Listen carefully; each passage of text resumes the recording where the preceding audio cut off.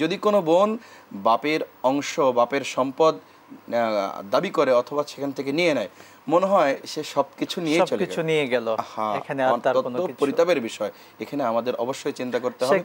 এই হিকমতের কথা একটু বলতেন। আমরা জানি দুই বোন যতটুকু পাবে এক ভাই ততটুকু পাবেন, অর্থাৎ এক ভাইয়ের সমপরিমাণ দুই বোন পাবেন। আসলে অনেকে নারীবাদী যারা আছেন, যারা নারীর অধিকার নিয়ে কথা বলেন যে ইসলাম এখানে নাকি বোনদেরকে ঠকিয়েছে, মূল হিকমতটাকে আসলে বলতেন। রব্বুল আলামিন ইসলামই এমন একটি ধর্ম যেই ধর্মে নারীকে সর্বোচ্চ সম্মান দিয়েছেন, সর্বোচ্চ অধিকার দিয়েছেন এবং সর্বোচ্চ হক তাকে দিয়েছেন। দেখুন, নারী তো বহু জায়গা থেকে প্রাপ্ত পাচ্ছে, এই বিষয়টাই মূল। অর্থাৎ সে পিতার অংশ থেকে পাচ্ছে, সে স্বামীর অংশ থেকে পাচ্ছে, সে মা হিসেবে পাচ্ছে, সে বোন হিসেবে পাচ্ছে, সে দাদি হিসেবে, সে বিভিন্ন হিসাবে অংশ পাচ্ছে। এই জন্য আসলে এই কথা বলার কোনোই সুযোগ নেই যে একজন মা সে একজন বোন বরং বেশি পাচ্ছে। যাই হোক, আমরা বেশি সেদিকে না গেলেও অবশ্যই একথা নিঃসংকোচে বলতে পারি যে ইসলাম কখনোই নারীর পরে মানে অবিচার বা তাকে সম্মান দিয়েছে, সর্বোচ্চ অধিকার একমাত্র প্রতিষ্ঠা করেছে ইসলাম। শেখ, আমরা মূল বিষয় যেটা শুনতেছিলাম মা বাবার অধিকার নিয়ে, আপনি চমৎকার কিছু পয়েন্ট বললেন।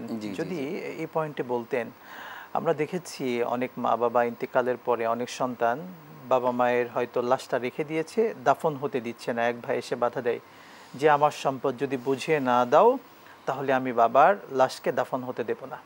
আপনি এমন কিছু করুন ইতিহাস আপনি নিঃসন্দেহে শুনেছেন, বিভিন্ন নিউজে মাঝে মাঝে এসেছে।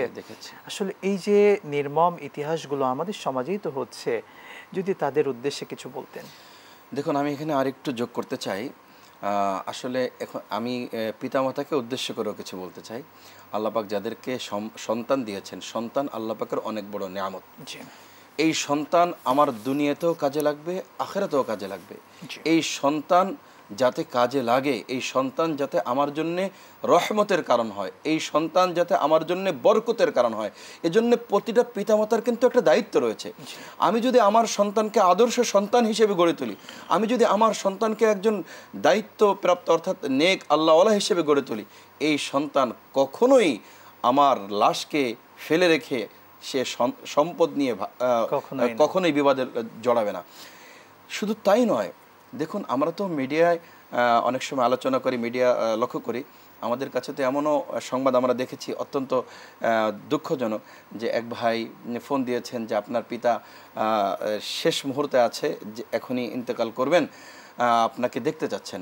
উনি ফোন করেছেন, উনি উত্তর দিয়েছেন যে উনি ইন্তেকাল করলে ওনাকে আঞ্জুমানে দিয়ে দিবেন, উনি যাতে দাফন করে ফেলবেন। এমন একটা নিউজ গোটা দেশে বেশ আলোচনা জন্ম দিয়েছিল, আমরা সকলে দেখেছি।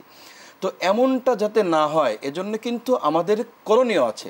আমার সন্তানকে যদি আমি আল্লাহ ভীতি শিক্ষা দিতাম, আমার সন্তানকে যদি আমি আল্লাহর ভয়, জান্নাতের আগ্রহ, জাহান্নামের ভয়াবহতা, এই পরকালীন বিষয়গুলো অর্থাৎ এক কথায় খুদা ভীতি যদি আমি শিক্ষা দিতে পারতাম, আল্লাহ রব্বুল আলমিনের বড়ত্ব মহত্ব যদি আমি শিক্ষা দিতে পারতাম এবং প্রিয় নবী মুহাম্মদুর রাসূলুল্লাহ সাল্লাল্লাহু তাআলা আলাইহি ওয়াসাল্লামের ভালোবাসায় যদি আমি তাদেরকে রঙিন করতে পারতাম, তাহলে কিন্তু আমার জীবদ্দশায় অথবা মৃত্যু পরবর্তী কোনো সময় আমার এই সমস্ত সিচুয়েশনে আমাকে পড়তে হতো না। কিন্তু এক্ষেত্রে কিন্তু আমি আমাদেরকেও অনেকাংশে দায়ী করতে চাই। বাবা মারও অনেক অবহেলা রয়েছে। আমি আমার সন্তানকে দায়বদ্ধতা থেকে যখন আমি আমার সন্তানকে, আমি এই কথা বলছি না, আমি সকলেই আমরা ধর্মীয় শিক্ষা এটা একটা ভাগ্যের ব্যাপার। আমি এভাবেই বলবো, ধর্মীয় শিক্ষা এটা একটা ভাগ্যের ব্যাপার, সকলের ভাগ্যে এটা আসলে জুটে না। রব্বুল আলামিন যাকে কবুল করবেন সেই ধর্মীয় শিক্ষায় জ্ঞানী হবে, বিশেষজ্ঞ হবে। হ্যাঁ, কিন্তু আমি এই কথা বলছি প্রত্যেকটা সন্তান আদর্শ সন্তান হোক,